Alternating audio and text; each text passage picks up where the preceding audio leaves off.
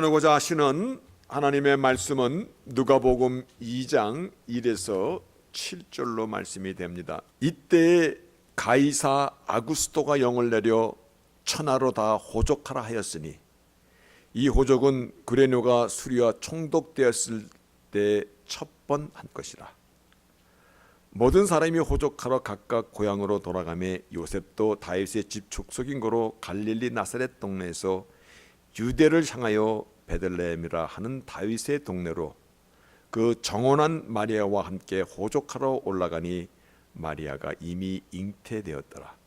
거기 있을 때 그때 해산할 날이 차서 맏아들을 낳아 강보로 싸서 구유에 누였으니 이는 사관에 있을 곳이 없음이로라. 아멘. 앉으시겠습니다.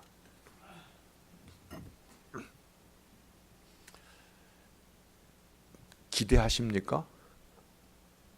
기대가 있어야 됩니다. 오늘 하나님께서 우리에게 본문의 말씀을 통하여 무슨 말씀을 주실까? 이 말씀은 2000년 전의 말씀이 아니라 하나님의 속성은 영원성에 있습니다. 영원성이라는 것은 시와 공간의 제약을 받지 아니하는, 그래서 이때 하신 말씀이 오늘 이 날에도 하시는다는 의미를 먼저 말씀하고 있는 것입니다. 오늘 하나님께서 본문을 통해서 우리에게 어떤 말씀을 주실지 기대가 있으면 마음의 자세가 준비가 됩니다. 아멘. 네. 오늘 본문을 보면 예수님의 탄생에 관한 말씀인데, 그런데 로마의 황제가 누구고 또 수리와 팔레스타인 지역의 총독, 오늘날 가버너, 주지사라고 얘기해도 되겠죠. 가버너가 누구라고 이름을 먼저 밝히고 있습니다. 아니, 로마의 황제나 시리아의 총독이 예수님의 탄생과 무슨 연관이 있어서 제 스스로 질문을 가졌던 적이 있었습니다. 내가 매 크리스마스 때가 돌아오면 누가복음 2장에 있는 이 본문의 말씀을 나누는데 원든 원치 않든 로마의 황제의 이름이 아구스투스고 그리고 시리아의 총독이 퀴리네우스라는 사람이구나. 하나님께서는 왜 이들의 이름을 예수님의 탄생 그 기록 앞에 먼저 기록하게 하셨을까? 그런 의문 가져본 적 있습니까? 오늘 한번 가져보시기 바랍니다. 마리아와 정혼한 요셉은 심각한 고민에 빠졌습니다. 정혼녀인 마리아가 임신을 한 것입니다. 그 당시 결혼 예법은 이러했었습니다. 먼저 약혼을 합니다. 정혼을 합니다. 그리고 결혼식을 합니다. 약혼은 말 그대로 결혼을 약속하는 것입니다. 대개는 나는 아들 있고 또 아는 우리 장모님은 딸이 있으면 우리 자식들 잘 길러서 애들이 성장하면 또 가족의 연으로 우리 같이 그렇게 결혼시킵시다. 그러죠. 그들의 말은 상당히 중요하게 여겼던 사회이기 때문에 약혼식을 합니다. 그리고 그들이 결혼의 정년기가 되면 이제 그 약혼했던 그 남녀를 정혼을 시킵니다. 이 정혼은 약 1, 2년 정도 기간 동안 교제하며 서로를 더 깊이 알아가는 시간입니다. 동침은 하지 않습니다. 안 믿는 눈치야 요즘 사람들은. 동침은 하지 않습니다. 그리고 결혼식을 이어지게 됩니다. 요셉이 고민이 찼어요. 정혼녀인데 임신을 한 거야. 자기는 같이 동침한 적이 없는데. 그 당시 법으로는 파혼은 물론이고 죽음으로 대가를 치르게 할 수 있는 대단히 큰 사건입니다. 당연히 고민하죠. 근데 성경이 마태복음에 이와 같이 이때의 사건을 이렇게 설명합니다. 요셉이 고민하고 있으니까. 요셉은 어려운 사람이라 이것을 나팔을 불고 뭐 이렇게 하지 말고, 그 가문을 불명예스럽게 만들지 말고 조용히 끊으려고 들었어요. 그런데 천사가 나타나서 이 모든 일에 된 것은 주께서 선지자에게 하신 말씀을 이루려 하심이라. 하나님께서 선지자를 통해서 하신 말씀을 이루려고 하심이로다. 하나님께서 선지자 누구? 이사야에게 어떤 말씀을 하셨냐면, 이사야 7장 14절에 보면은 주께서 친히 증거로 뭐라고 말씀하시냐면, 보라, 처녀가 잉태하여 아들을 낳을 것이요 그 이름은 임마누엘이라 하리라. 그런데 임마누엘이라 함은 God with us, 하나님이 우리와 함께함이라. 여러분, 예수님의 출생에 대하여 처녀가 잉태한다라는 사실도 이것이 정말 이성이나 어떤 과학적인 이런 것으로 우리 믿을 수가 없는 사건인데, 더 믿기 어려운 것은 천지 만물을 지으신 창조주 하나님께서 어떻게 이 땅에 우리와 같은 육신의 몸을 입고 오신다는 것입니까? 여러분, 저는 가끔 이렇게 다큐멘터리를 보면요, 태평양의 그 큰 바다, 그 물속에 이름도 알 수 없는 그런 많은 물고기들이 흐르는 것을 보고, 과연 창조주의 지혜는 어떤 것인가? 아니, 이 지구가 이 우주 가운데 얼마나 조그매요. 천지 만물을 지으신 창조주 하나님께서 이 땅에 오신다라는 이 사실을 우리 인간의 사고력으로 감당이 됩니까? 처녀가 아들을 낳는다는 것도 그렇고, 하나님께서 이 땅에 오신다는 것도 그렇고. 그런데 오늘 예수님의 출생에 대해서 먼저 로마 황제 아우구스투스를 언급하고 시리아의 총독 퀴리네우스를 언급하는 그 이유를 가만히 묵상해 보니까, 물론 다른 뜻도 있을 것입니다만은 제가 받은 은혜는 이와 같은 것이었습니다. 예수님의 탄생은 설화나 누가 만들어낸 이야기나 신화가 아닌 역사적인 사실이라는 것을 지금 선포하고 있는 것입니다. 이게 대단히 중요한 것입니다. 어떻게 처녀가 잉태를 한단 말입니까? 어떻게 하나님 천지 만물을 지으신 창조주께서 이 땅에 우리 같은 인간의 몸으로 오신다는 것입니까? 이것은 이야기 아닙니까? 신화 아닙니까? 그런데 그 당시에 로마의 황제의 타이틀입니다. 아구스투스는요, 원래는 이름이 엄청 길어요. 가이어스 줄리우스 시저 옥타비아누스. 쉬어보니까 뭐 알파벳으로다가 A에서 Z까지 나오더라고. 아구스투스와 시리아 총독의 이름, 그리고 그때의 정치 상황에서 그가 인구조사를 했다라는 이런 사건을 언급함으로써 예수님의 탄생은 역사적인 팩트라는 것입니다. 아멘. 사실이라는 것입니다. 하나님께서 오셨다라는 것입니다. 그러면서 그 두 번째 무슨 메시지를 주냐면, 인간 역사의 모든 사건은 하나님의 계획과 말씀을 성취하기 위한 하나의 채널이라는 것을 우리에게 지금 그 당시의 정치적인 사건들을 잠시 언급함으로 우리에게 말씀해 주고 있습니다. 이것이 무슨 의미인가 우리는 지금 알아갈 것입니다. 오늘 본문에 보니까 가이사 아구스투스, 가이사라는 것은 로마 황제를 총칭해서 하는 말입니다. 가이사 아구스투스가 영을 내려서 천하로 다 호적을 하라고 명을 내렸습니다. 그러니까 모든 사람들이 호적을 하라고 각각 다 고향으로 돌아가며, 요셉도 다윗의 족속인 거로 갈릴리 나사렛 동네 살다가 유대 베들레헴으로 가는 것입니다. 인구조사는 굉장히 중요한 통치 데이터입니다. 이런 것입니다. 내가 통치하는 이 제국에 얼마 많은 인구가 사는지도 몰라. 누가 어디 사는지도 몰라. 그러면 어떻게 세금을 걷어요? 예를 들어서 이 지역에 인구 조사를 했더니 1000명이 산다. 그런데 1년에 인두세가 10불이다. 그러면 1000명 사니까 10,000불이 거쳐야 되는 거잖아요.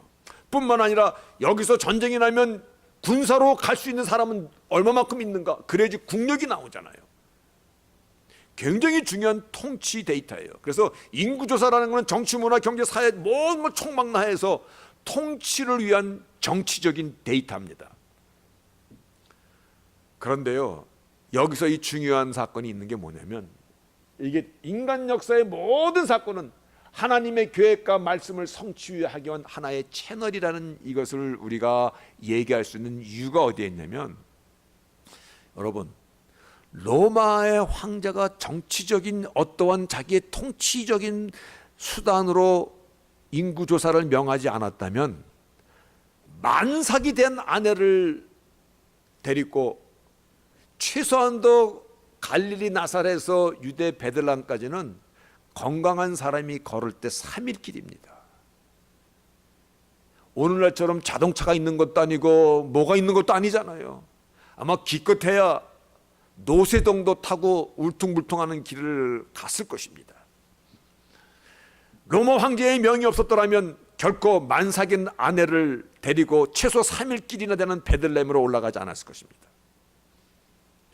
만약에 베들레헴으로 올라가지 않았더라면 어떤 사건이 벌어지는 줄 압니까? 굉장히 심각한 일이 벌어지는 것입니다. 왜냐하면 이미 예수님의 탄생에 대해서 미가 선지자를 통해서 예수님이 탄생하시기 700년 전에 이미 뭐라고 하나님께서 말씀하시고 예언하셨냐면, 미가 5장 2절에 베들레헴 에브라다야, 너는 유다 족속 중에서 작을지라도 이스라엘을 다스릴 자가 내게서 내게로 나올 것이며, 그가 누구냐면 그는 from the eternity, 영원로부터 계신 그 하나님께서 오를 것이다 라는 것입니다. 만약에 그렇습니다. 로마 황자가 명을 내리지 않았더라면, 그러면 이 애기나 해산하고 가야지. 그렇죠? 그 배가 부른 만삭을 아내를 데리고 어떻게 3일 길을 갈 수 있습니까? 또 정확하게 시간이 맞지 않으면은 갈릴리 나사렛에서 내려가다가 베들레헴 가기 전에 예루살렘에, 거기는 분명히 여관도 있을 것이고 뭐 큰 도시니까 베들레헴이랑 7마일 정도밖에 안 떨어졌거든요. 만약에 예수님을 예루살렘에서 출생하셨다면 어떻게 되는 겁니까? 예? 굉장히 심각한 일이 벌어지는 것이에요. 왜냐하면 베들레헴 에브라다야, 베들레헴이라고 하나님께서 말씀하셨는데요. 그래서 갈라디아서 4장 4절에 보면 때가 참에 the fullness of the time came입니다. 모든 것이 완전하게 한 치의 오차도 없이 하나님께서 예언하신 대로 당신의 아들을 이 땅에, 그래서 인류의 역사는 결국 하나님의 계획을 이루는 채널이라는 것을 잊지 말아야 합니다. 아멘. 여러분, 인류의 역사는 하나님께서 통치하시는 역사입니다. 다니엘서를 읽다 보면 여러분 누가 제일 기억납니까? 물론 다니엘이죠. 그리고 다니엘의 세 친구 사드락, 메삭, 아벳느고 기억나잖아요. 그들의 믿음이 얼마나 신실하고 확실했었냐면요, 왕이 만든 금신상에 절하라고 했을 때 절하지 않으니까 풀무불에, 불 속에 집어던집니다. 풀무불은 대장간에서 이렇게 쇠를 녹일 때 막 펌프질을 하면 파랗게 올라오는 불이 있어요. 풀무불입니다. 그 가운데 던져놓습니다. 그러니 금신상에 절해라. 그때 그 세 친구가 뭐라고 얘기했어요? 왕이요, 수고하지 마세요. 우리 하나님이 타는 풀무불 가운데서도 능히 건져내실 것이고 왕의 손에서도 건져내시리라. 그런데 그 뒤에 있는 말씀 뭐예요? 그리하지 아니하실지라도, 내가 여기서 다 죽더라도, 왕의 손에서 건져받지 못하더라도 우리는 왕이 세우신 금신상에 절하지 아니할 것을 아옵소서. 마음이 뜨거워지잖아요. 이 말씀은 대단한 말씀입니다. 하나님께 기도한다라는 그 이유로 모함을 받아서 사자굴에 던져진 다니엘입니다. 그런데 사자들에 물려가지고 여기 기스가 났습니까? 털끝 하나 안 다쳤어요.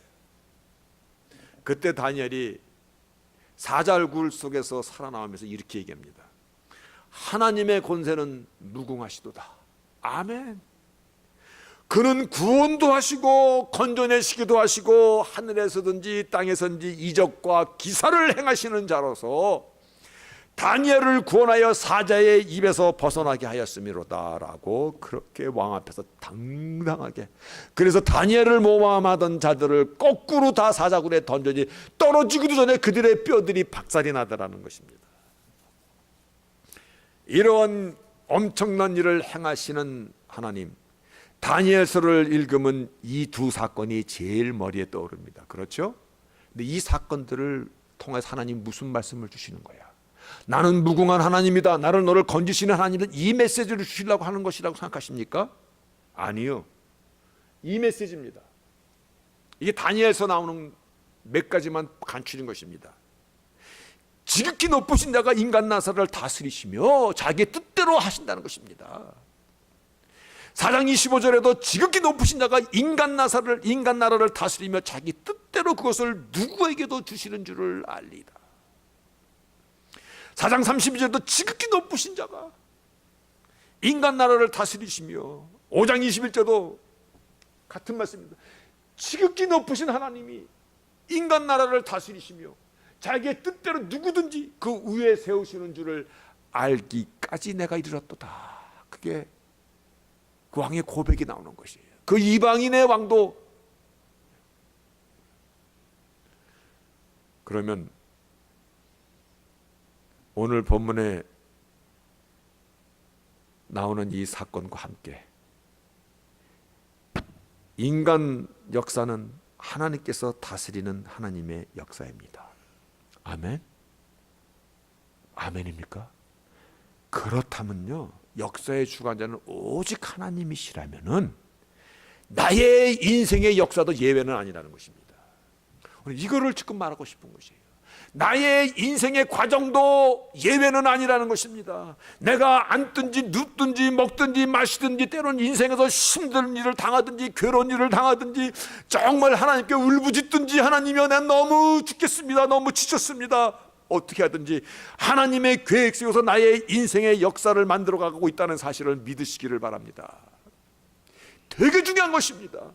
하나님께서 인간 역사를 주장하신다는 이 사실은 우리는요 아이디어로만 생각하시면 안 되는 것이요, 하나님은 그와 같이 하셨습니다. 다니엘에게로 나타나셨고 다니엘의 세 친구에도 그 일을 하셨고 오랜 세월 동안 그 일을 하셨고 예수님 오시는 것도 그렇고 이방인의 왕의 마음을 감동시켜서 고백하는 것도 그렇고 시편 139편에 다윗은 이와 같이 고백합니다. 주께서 나의 안고 일어섬을 아시고 나의 생각을 멀리서도 꿰뚫어 아시고 나의 길과 눕는 것을 감찰하시며 나의 모든 행위를 아오시오며 내가 내 여호와여 내 혀의 말을 알지 못하는 것이 하나도 없으시이다. 내가 하늘에 올라갈지라도 거기 계시며 음부에 내 자리를 펼지라도 거기 계시며 내가 새벽 날개를 치며 바다 끝에 가서 거할지라도 거기서도 주의 손이 나를 인도하시고 주의 오른손이 나를 붙드시리이다. 물론 이것은 하나님의 무소부재를 얘기하는 것입니다만, 그러나 하나님은 모든 인간 역사를 다스릴 뿐만 아니라 나의 인생도 예외는 아니라는 것입니다. 아멘. 나의 인생도 하나님께서 다스리십니다. 로마서에 보면 하나님께서 부르신 자를 정하시고, 이 정하시고가 이게 기가 막힌 단어입니다. predestination, 미리 나의 인생의 과정들을 만들어 놓으셨다는 것입니다. 가끔 내가 그때 거기 가지 말았어야 되는데, 당신을 안 만났어야 되는데, 내가 군대 때 휴가를 나오지 말았어야지 내가 오늘의 아내를 안 만났을 텐데. 근데 하나님은 He already predestined for my life. 하나님의 말씀입니다. 인간의 역사를 다스리는 하나님이십니다. 정말 이 사실을 믿는다면 지금 우리가 맞이하고 있는 이 역사의 시간, 오늘이요, 2018년도 성탄절기, 다음 주 성탄주일, 어떻게 맞이하여야 하나님께서 기뻐하시는 역사의 시간이 될 수 있을 것이라고 생각하십니까? 나의 인생을 다스리신다며, 하나님의 역사 속에 내가 있다며, 그러면 2018년도 성탄절기는 어떻게 보내는 것이 하나님의 마음에 합당한 그러한 절기가 되는 것입니까? 내 다음 주 성탄주일을 맞이하기 위해서 오늘 성탄절기의 베이직 파운데이션은 스피릿을 좀 나누고자 하는 것입니다. 여러 가지 방법이 있을 것입니다만 오늘 말씀은 가장 낮고 천한 곳으로 하나님께서 임하셨던 것이, 낮고 천한 마구간으로 임하신 것이 성탄절기의 메인 스피릿입니다. 높은 마음이나 교만한 마음이나 자신을 자랑하고 과시하고 엎은 마음에서 남을 우쭐거리며 조금 선한 말을 하고 도와준다면 그것은 결코 성탄의 스피릿이 될 수 없습니다. 하나님의 본체이시면서도 인간의 몸을 입고 이 땅에 오신 하나님, 겸손하심을 몸소 보여주셨더라고 빌립보서에 그렇게 말씀하고 있습니다. 창조주 하나님이시며 만왕의 왕이신 예수 그리스도께서 마국간에서 인생의 첫밤을 보내셨음이 주님 나심을 기념하는 성탄절기의 메인 정신이 되어야 될 것이라는 것입니다. 이 말씀은요, 주님께서 소외되고 버려진 자들과 친구가 되셨고요, 아픈 자들의 그 아픔을 같이 아파하셨고요, 그들의 눈물을 씻겨주셨고요, 그들이 기뻐하는 잔치에 가서 같이 기뻐하시고 물을 포도주로 만들어 주셨고요, 같이 울고 기뻐하는 교제를 하나님은 기뻐하셨습니다. 문둥이 나사로와 친하게 지내셨어요.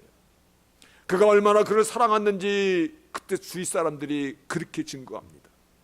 그의 누이였던 막달라 마리아, 그 당시 사회에서 손가락질 받던, 아니 오늘날까지도 손가락질하는 창녀였던 사람이었습니다. 그들과 친구하고 교제하기를 주저하지 않으셨습니다. 오히려 찾아다니셨습니다. 귀신들로 벌어진 거라사의 귀신 들린 자를 찾아가셨습니다.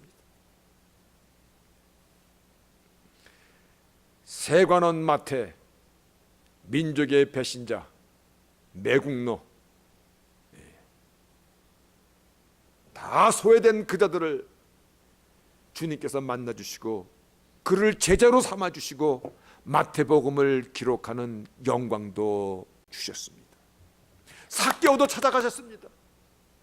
그리고 그에게 구원을 선포해 주셨습니다. 하나님은 높고 잘난 자들, 의인들을 위해 오신 것이 아니라 죄인들을 구원하러 오셨습니다. 하나님의 아들인 예수께서 이 땅에 나 같은 죄인을 위하여 찾아오셨다는 그 사실이요, 그것만 봐도 가장 낮은 것으로 임하셨다는 이 사실 앞에 성탄절기는 낮은 스피릿이, 겸손의 자세가 메인 정신이 되어야 됩니다. 아멘. 그러면 말씀을 간추리면 이와 같은 것입니다. 역사 속에, 사실 속에 세상을 창조하신 창조주 하나님께서 찾아오신 성탄절기는 만들어낸 이야기나 신화가 아니라 사실 그 자체라는 것입니다.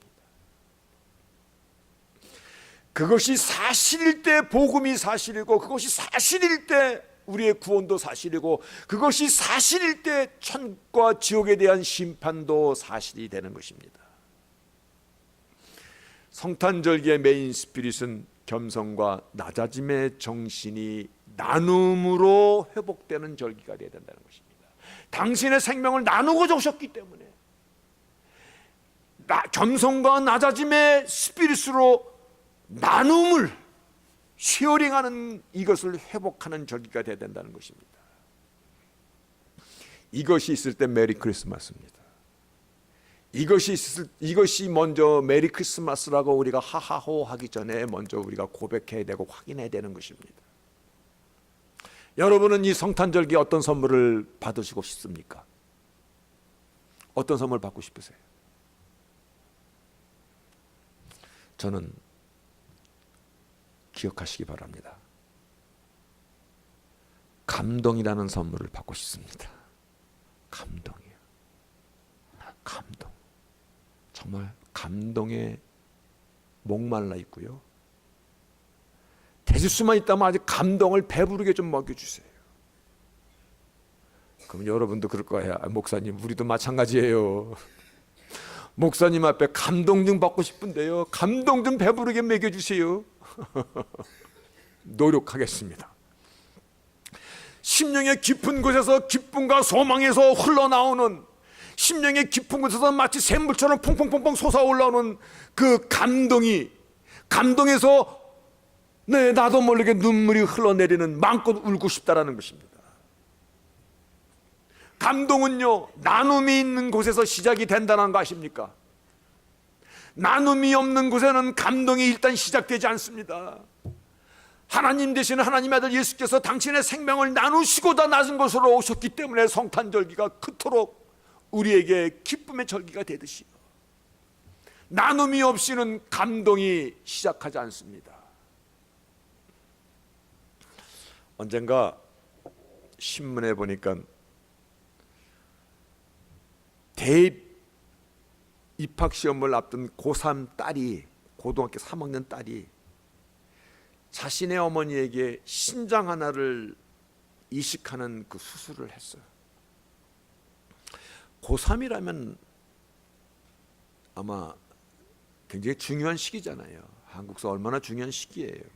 그런데 학업을 중단하고 어머니의 생명을 살리고자 자신의 장기 하나를 딸이 떼어낸 것이에요. 그런데 이렇게 TV에 나온 거 보니까 얼굴에 붓기가 그대로 있는데, 기자가 물어보니까 그렇게 대답하더라고요. 엄마는 나에게 생명을 주셨는데요, 나를 10달 동안 배에서 나를 먹이시고 생명을 주셨는데요, 2개 있는 신장 중에서 1개를 못 드리겠어요. 그 말을 들으니까 고3 그 티네이저잖아요. 그 말을 딱 듣는 순간 마음의 심령 속에, 메말랐던 내 심령 속에 마치 팍 터져 오더니 눈물이 쫙 나더라고요. 저런 마음이 그립다.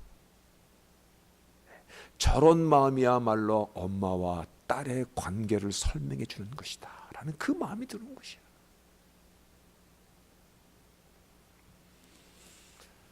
감동은 이렇게 나누는 것입니다. 안강이라는 의사가 쓴 책이 있습니다. 통증 의사인데, 그분의 책을 읽으면서 감동은 이렇게 한 사람의 인생을 만들어 가기도 하는구나. 그분의 책에 보니까 젊은 날의 그 방황 속에서 무엇을 해야 할지 아무 길도 보이지 않고 오직 가난한 것만이 현실로 덮쳐올 때, 그래서 저 서대문인가 어디서 세검정까지 그 먼 길을 걸어가면서 너무 추워서 허름한 병원에 잠시 들어가서 몸 좀 녹이고 갈랬더니 그 병원의 의사가 누구냐고 물어보니까 갑자기 도둑놈으로 오해받을까 봐 그저 내가 무슨 일을 해야 좋을지 몰라서 좀 물어보러 들어왔다라고 얼떨결에 얘기했는데, 그 의사의 따뜻한 친절, 힘과 용기를 준 그 몇 마디의 말들이 그 어둠 속에 방황하던 그에게 마치 오아시스를 만난 것처럼 되었고, 그의 그 친절한 그 마음에 감동이 되어서 따뜻하게 전하는 따뜻한 그 물 한 잔에 손이 녹이면서 나도 의사가 돼야 되겠다. 오늘날 사람을 사랑하고 인간의 통증을 이해하는 인수를 펴는 의사가 되었다라고 이렇게 쓴 책을 보면서 감격 속에는 이렇게 엄청난 힘이 있는 것이구나. 아멘. 감격은 이렇게 엄청난 힘이 있는 것이야. 한 사람의 인생을 바꿔놓는 것이야. 이러한 절기가 되었으면 좋겠습니다. 어린 자녀가 유치원을 다니는데요, 고사리만한 손으로 작은 캔디 하나를 엄마 입에다 싹 넣어주는 거야. 엄마가 야, 너 이 캔디 어디서 났어? 그랬더니 엄마는 혹시 훔쳐왔나 해서 뭐하고 물어봤더니 그 어린아이가 유치원에서 간식으로 나눠준 것인데 아주 맛있어서 엄마 주려고 먹지 않고 가지고 왔어. 로이가 그러면 우리 할머니 뿅 돌아가시겠죠? 어느덧 얘가 이렇게 자랐구나. 5살 배기 아들을 보면서 엄마의 눈에 그동안에 힘들고 아팠고 길렀던 모든 누구가 한순간에 눈처럼 싹 녹아내리는 것이야. 감동을 주고받는 것은 큰 일로만 이루어지는 것이 아니라 아주 작게 보이는 일일지라도 얼마든지 감동은 살아서 역사하고 그 능력이 엄청나다라는 것입니다. 그렇죠? 그런 겁니다. 전에 사역하던 교회에서 감사절이 되면 이웃들을 찾아가서 터키 바스켓을 나누면서 이웃들과 교제를 했었습니다. 지금도 뚜렷이 기억되는 그 미국 할머니가 한 분이 있어. 집 앞에서 벨을 누르니까는요, 아무도 없어. 또 벨을 누르고 가려고 그랬더니, 터키 바스켓을 그 집 앞에 놓고 가려고 그랬더니 문이 턱 열리면서 할머니가 오히려 우리를 보고 깜짝 놀래. 그러더니 깜짝 놀라면서 그 다음에 할머니가 눈물을 막 달기국동 같은 눈물을 막 흘려. 그래서 그 집에 들어가서 할머니와 잠시 얘기를 나누는데 할머니가 뭐라고 얘기하냐면, 올 한 해 동안, 제가 11월 달에 찾아갔는데 올 한 해 동안 자기 집에 배를 누르고 찾아온 사람이 아무도 없었다는 것이에요. 너무 외로웠고 너무 버려진 것 같았고, 이러다가 내가 죽으면 누가 나를 발견할 것인가 두려운 마음도 있었고, 그런데 이렇게 찾아와 주니 너무 고맙더라고. 여러분, 감동이 그립지 않습니까? 그립죠? 감동이요. 감동은 이렇게 예수의 마음을 가진 우리가 그 마음을 다른 사람과 나누는 것입니다. 이 작은 나눔이 생명을 살리고 한 사람의 인생 여정에 힘과 용기를 북돋워 준다는 것입니다. 기억하시기 바랍니다. 하나님은 역사의 주인이십니다. 아멘. 이 역사의 큰 수레바퀴 속에 나는 하나의 작은 톱니바퀴입니다. 큰 수레바퀴 속에 나는 아주 작은 하나의 톱니바퀴야. 근데 이 톱니바퀴가 쓰잘데기 없는 것이 아니라 이 큰 수레바퀴를 돌아가는데 아주 중요한 파트가 되는 것이야. 이것이 역사의 주관자이신 하나님과 나와의 관계입니다. 나는 나다가 아니라 나는 하나님의 큰 역사의 주관 앞에 나의 인생의 역사의 한 파트를 함께 맞물려서 돌아가는 사람인 것입니다. 나는 나의 인생이지만은요, 나의 인생은 하나님의 역사 속에서 내가 있는 것입니다. 믿습니까? 2018년도 이 성탄절기의 메인 스피릿입니다. 그것이. 그래서 낮은 곳으로 임하신 그 정신에 동참하는 것이 성탄절기의 메인 스피릿. 이것이 쓴 다음에 메리 크리스마스를 외치시기 바랍니다. 잘나고 돈 있고 높은 사람들이 자기들끼리 모여서 호호가하고 즐기는 그러한 것이 아닙니다. 여러분, 그래서 낮아짐으로 서로에게 감동을 주고받는 나눔의 절기, 이것이 살아있는 그러한 2018년도 성탄절기가 되시기를 주의 이름으로 축복합니다.